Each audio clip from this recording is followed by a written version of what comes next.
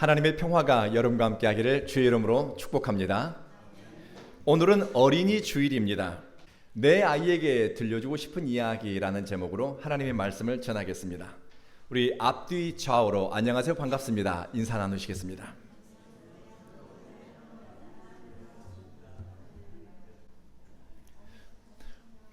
오늘은 내가 사랑하는 내 자녀에게 이런 이야기 하나 들려주면 어떨까 하는 마음에서 어린이 주일 말씀을 준비했습니다. 제 어머니는 초등학교에 입학하자 얼마 지나지 않아 한국전쟁이 발발했습니다. 그래서 학업을 중단하게 되었습니다. 그 이후로 학교 교육을 받지 못했습니다. 제 어머니는 자녀들에게 그리고 또 손주들을 격려할 때 늘 하시던 말씀이 있었습니다. 공부 열심히 해라. 공부 열심히 해라. 왜 우리 어머니는 항상 공부 열심히 하라는 말씀을 저렇게 하실까 생각해 본 적이 있습니다. 평생 공부할 기회를 갖지 못했던 서러움, 공부에 대한 열등감, 그런 것들이 아마 자식들과 또 자식의 자식들에게 너희는 공부 열심히 해라, 마치 자기 자신에게 이야기하듯이 말씀한 것 같습니다. 그럴 수도 있지요. 건강해라, 말 잘 들어라, 착한 아이가 되어라, 교회 열심히 다녀라, 여러 가지 이야기를 여러분의 자녀들과 또 그 자녀의 자녀들에게 이야기할 수 있습니다. 앞으로 우리 자녀와 또 자녀의 자녀들은 우리 상상력으로는 도저히 예측할 수 없는 세상을 살게 될 것입니다. 경쟁은 치열해지겠지요. 과거에는 사람과 사람이 경쟁했지만 이제는 첨단 기술, 심지어 인공지능과의 경쟁에서 자신이 쓸모있는 존재야라는 것을 입증해야 되는 시대가 오고 있습니다. 물리적 공간 안에서만의 경쟁이 아닙니다. 시공간을 초월한 경쟁이 일어납니다. 물론 과학기술의 발달로 굉장히 안락한 생활은 할 수 있을 것입니다. 유발 하라리라고 하는 학자는 인공지능이 인간관계에 대해서 조언하고 또 인생이란 무엇인가에 대해 답을 주면서 인간은 인공지능에 의해서 길들여지게 될 것이라고 경고합니다. 인간의 삶은 예측할 수도 없고 또 통제할 수 없는 상황과 인과관계 속에서 만들어지는데, 앞으로 살아가는 삶이 예측 가능하고 통제 가능한 상황에서는 인간이 참 인간이 될 수 있는가? 라는 질문을 합니다. 이런 세상에서 공부 열심히 해라, be good, 착한 아이가 되어라, 이런 어른들의 이야기는 과연 어떤 길잡이가 될 수 있을까요? 여러분은 여러분의 자녀들에게 혹은 그 자녀의 자녀들에게 어떤 이야기를 들려주고 싶습니까? 우리 자녀들이 그리고 우리의 자녀의 자녀들이 살아가는 시대는 과거의 경험과 지식만으로 살아가기 벅찬 시대가 될 것입니다.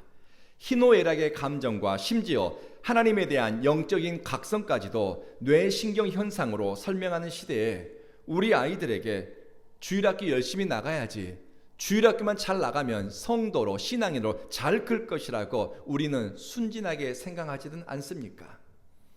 저는 문화인류학에서 고대 종교를 전공했는데요. 종교가 기능하도록 그리고 공동체 의식과 정체성을 형성하는 데 중요한 기능을 하는 것 중에 하나는 이야기입니다.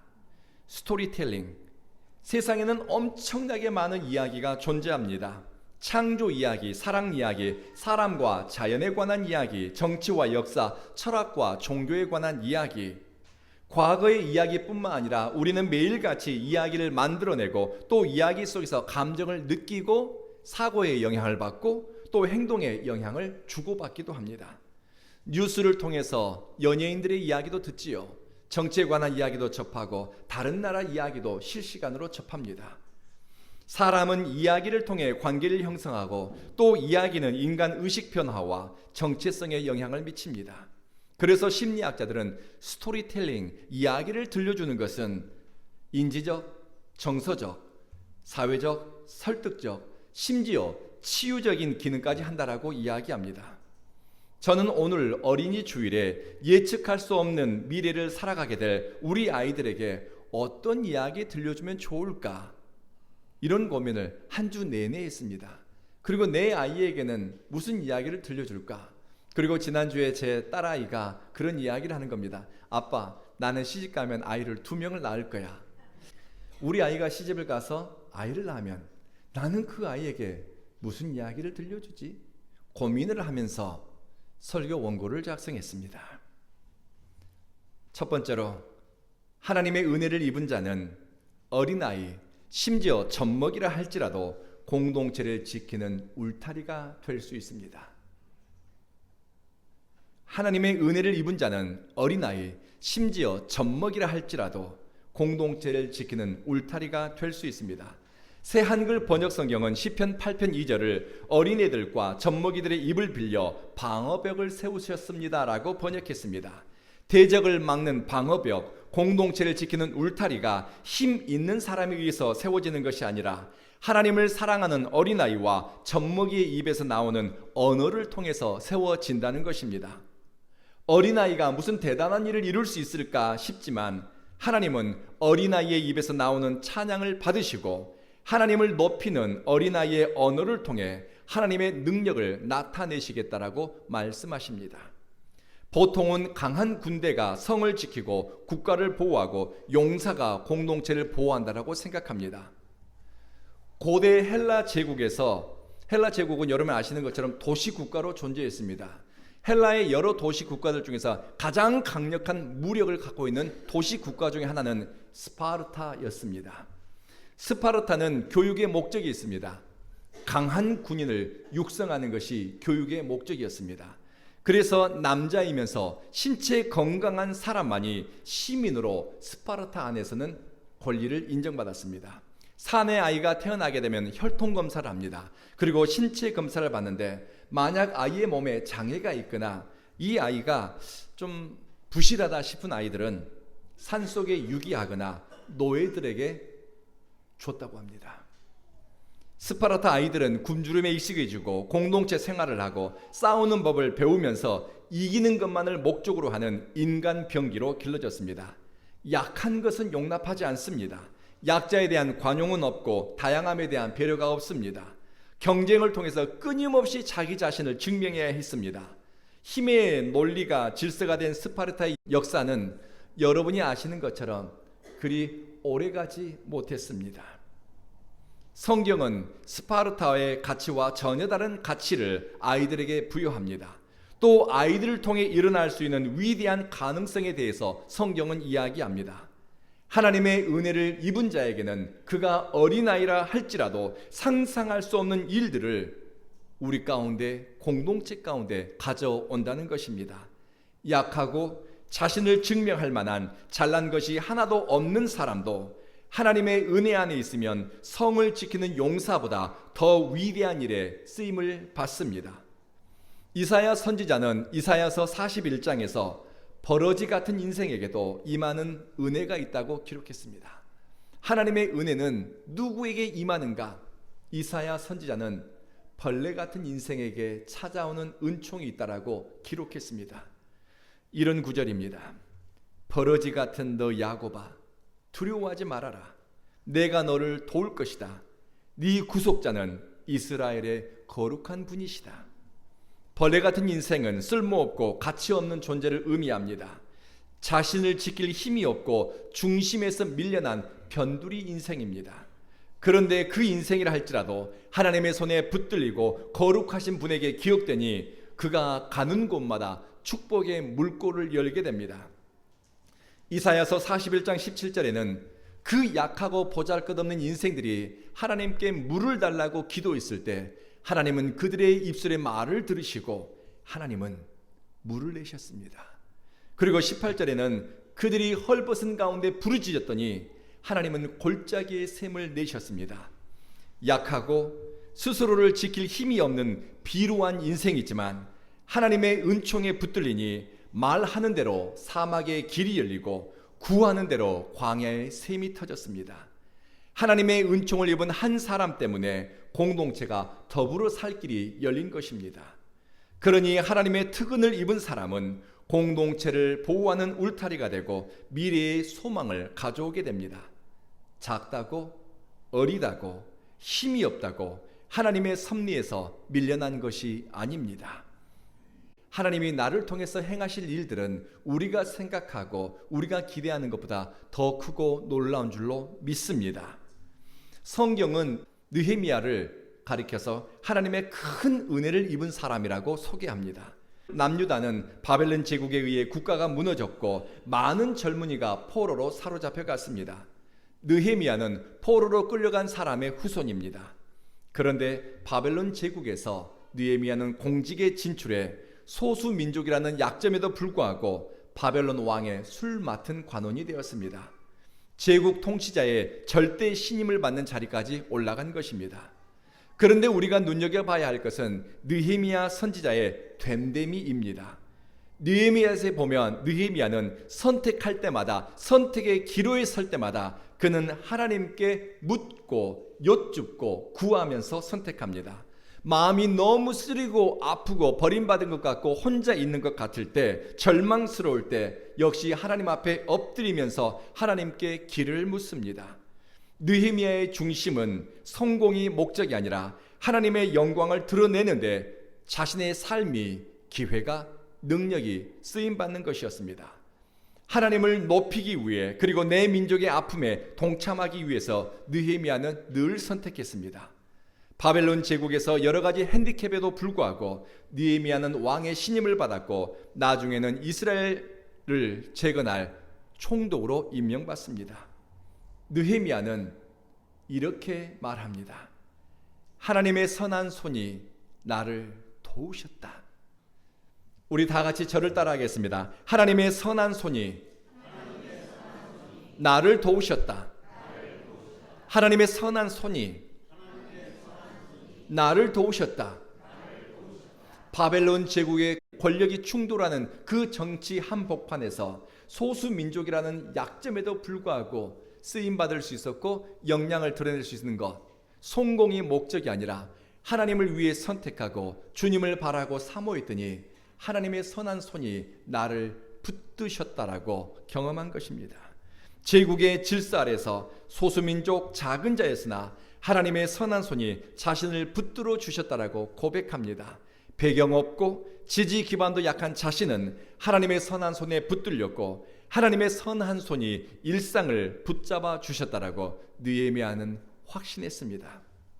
성도 여러분, 우리 아이들에게 들려주고 싶은 이야기는 성공한 사람들의 7가지 습관, 이런 내용만 있을까요? 아니요. 저는 우리 아이들에게 들려줄 이야기 가운데 하나가 작은 아이라도 공동체를 보호하는 울타리로 쓰임받을 수 있단다. 중심에서 밀려나 변두리 인생으로 전락한 것 같아도 하나님의 은혜를 입으면 축복의 통로로 쓰임받게 되니 너는 하나님의 특별한 은혜를 입은 자가 되어라 라고 여러분의 자녀를 축복하면 어떨까요? 그리고 두 번째로, 하나님의 손에 붙들린 인생은 작더라도 의미 있고 온전하지 않아도 가치가 있습니다. 이사야 35장에서 하나님이 구원하는 인생, 하나님이 관심을 가지고 살피는 인생에 대해서 소개합니다. 어떤 사람이 하나님의 관심을 끌고 하나님의 은총을 입은 자가 될까요? 잘난 사람, 멋진 사람, 박수 받는 사람, 주목받는 사람, 스포트라이트가 향하는 사람일 거라고 생각합니다. 그런데 이사야 선지자는 그런 사람이 아니라 하나님이 구원하시고 하나님이 관심 있는 사람은 약한 손을 가진 사람, 떨리는 무릎을 가진 겁이 많은 사람, 얼마나 무서운지 쫄았는지 무릎이 달달달달 떨리는 겁니다. 그리고 두려움에 사로잡힌 사람이라고 말합니다. 하나님은 그들에게 이렇게 말씀합니다. 약한 손을 강하게 하고 떨리는 무릎을 굳게 하며 겁내는 자들은 두려워하지 말라. 하나님이 오사 너희를 구원하실 것이다. 그리고 너희는 하나님의 아름다움을 보게 될 것이다 라고 말씀하셨습니다. 성경에서 말하는 아름답고 빛이 나는 인생은 멋진 옷을 입은 사람, 잘 관리된 외모를 가진 사람이 아닙니다. 하나님의 아름다움을 볼 수 있는 사람입니다. 하나님의 아름다움과 영광이 임하는 자리에 설 수 있는 사람입니다. 하나님의 영광을 구하는 마음으로, 아니 하나님의 은총으로 이 심령이 충만한 사람입니다. 저는 최근에 저 사람 참 아름다운 사람이다 라는 생각이 들 정도로 멋진 사람을 만났습니다. 그분은 우리 온 교회에서 한 1시간 반 정도 떨어진, 우리가 서쪽 끝에 있으니 동쪽 끝에 있는 곳에 작은 교회를 개척해 목회를 하고 있는 목사님입니다. 그분은 볼 때마다 늘 얼굴이 밝고 미소가 가득한 겁니다. 말 한마디에도 진실함이 묻어나고 사람에 대한 배려가 있었습니다. 그래서 저는 저 목사님은 참 좋은 분이다, 젠틀한 분이다 정도로만 생각했습니다. 지난주 화요일에 제주노회 노회에 참석했다가 그 목사님과 대화를 할 기회가 있었습니다. 그런데 그 목사님이 자기 간증을 들려주는 거였습니다. 주 목사님, 하나님이 약한 자와 가난한 자를 들어 사용하시는데 하나님의 뜻과 계획이 얼마나 놀라운지 모르겠습니다. 그래서 저도 이 내용을 잘 알고 있으니 그렇지요 라고 반응을 했습니다. 근데 그 목사님의 다음 이야기가 충격적이었습니다. 주 목사님, 그 목사님은 제 또래입니다. 주 목사님, 저는 지금 폐암과 혈액암으로 투병 중입니다. 폐암과 혈액암으로 투병 중에 있습니다.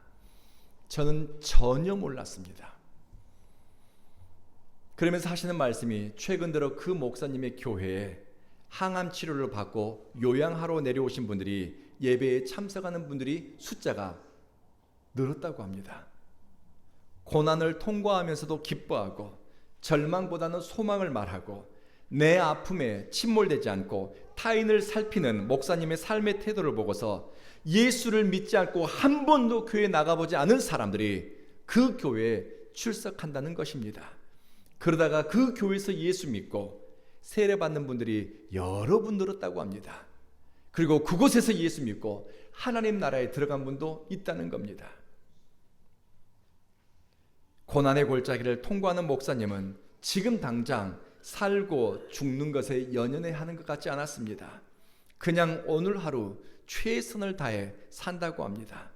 만나는 사람을 환대하고 사랑하고 이야기 들어주고 공감하면서 자신의 약함이 누군가에게 위로가 되고 주님의 영광을 드러낸다면 약할 때 강한 되시는 하나님을 찬양한다라고 고백합니다. 참 인생을 아름답게 사는 사람의 고백입니다. 여러분의 입술에는 어떤 말이 있습니까? 여러분의 자녀에게 들려주고 싶은 이야기는 어떤 고백입니까? 이겨야 하고 앞서야 하고 우월해야 기회를 잡는다는 세상의 생각과 전혀 다른 길에서 삶의 이유와 목적을 발견하는 것은 신앙의 비밀입니다. 신앙의 신비입니다. 이기지 않아도 감사할 수 있고 남보다 우월하지 않아도 내게 주어진 삶을 소중하게 여길 수 있는 것은 하나님이 당신의 자녀에게 주시는 선물입니다.